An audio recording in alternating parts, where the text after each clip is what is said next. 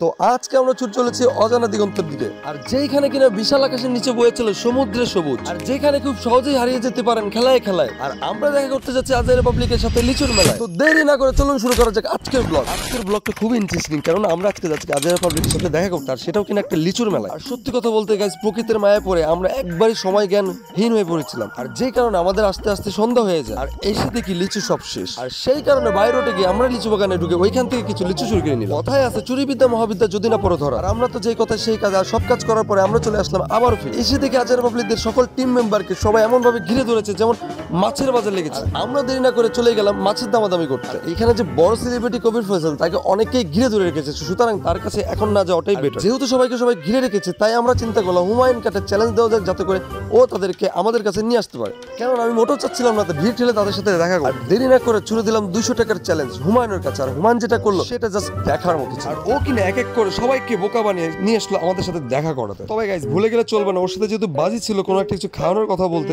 সেও তো ওকে আমরা জিজ্ঞেস করছিলাম কি খাওয়ার কথা বলেছিলি, তো ও আমাদেরকে যেটা বললো, আর সেটা আমরা শোনার পর ডিসাইড করেছি এটা আপনাদেরকে শোনাবো না, কারণ আপনারা যদি এটা শুনেন তাহলে কমেন্ট বক্স ওকে ঝেড়ে ফেলবেন। আর সত্যি কথা বলতে গাইস, আজের রিপাবলিকের প্রত্যেকটা টিম মেম্বারই ছিল অনেক উদার মন, অনেক ফ্রেন্ডলি। তারা সবাইকে এমন ভাবে সময় দিয়েছে যেটা কিনা আপনার আমার পক্ষে মোটেও সহজ। আর পরিশেষে আমি আমার কাছের মানুষটার সাথে অনেক সময় কথা বললাম এবং কিছু ছবি তুললাম। বেচার 103 ডিগ্রি জ্বর নিয়ে অনুষ্ঠানে অ্যাটেন্ড করেছে, ভাবতে পারেন। তারপর একে একে সবাই ছবি তোলার পরে এবং কিছুটা সময় স্পেন্ড করার পরে আবার আমরা চলে আসলাম আমাদের গন্তব্যস্থলে। আর এইভাবে সোনার বাংলাদেশ আজকের ব্লগ হলো শেষ।